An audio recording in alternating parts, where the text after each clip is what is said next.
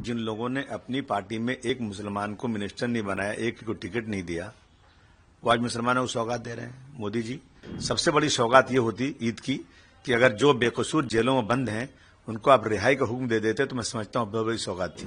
आशिम भाई, जैसे हम देख रहे हैं कि स्वागत है मोदी, ईद के मौके पर किट दिया जा रहा है, कैसे देखते हैं इस चीज को?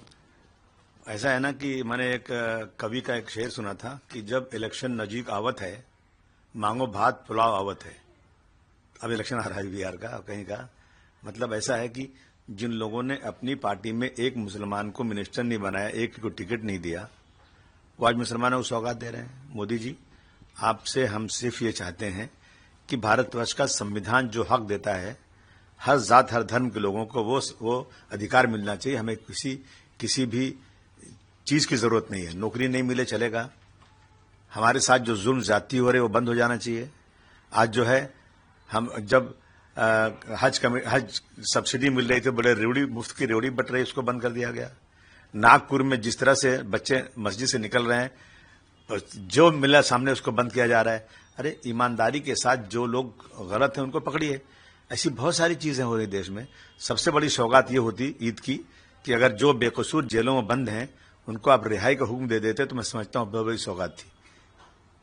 योगी आदित्यनाथ कह रहे हैं कि सबसे ज्यादा सुरक्षित जो है वो उत्तर प्रदेश का मुसलमानों के लिए। जिस प्रदेश में होली में मस्जिदों को ढकना पड़ जाए और ये कह दें लोग कि अगर आपको रंग से परहेज है तो घर में रहिए, नमाज घर में पढ़ लीजिए। अगर ये कह देते मोदी योगी साहब कि भाई जानबूझकर किसी को छेड़ो मत, रंग मत डालो, होली मनाओ, मुस्लिम भाई से कहते भाई अगर रंग पड़ जाए कभी तो नाराज मत होना, सब मिलजुल के रहो, तो एक अच्छी बात होती। आपने कह दिया कि अगर जो उनके मंत्री कहते हैं कि अगर उनको परहेज है रंग से तो वो जो है पर्दा कर लें तिरपाल का, टोपी पहन ले तिरपाल की, मतलब ये जलील करने वाली बातें हैं।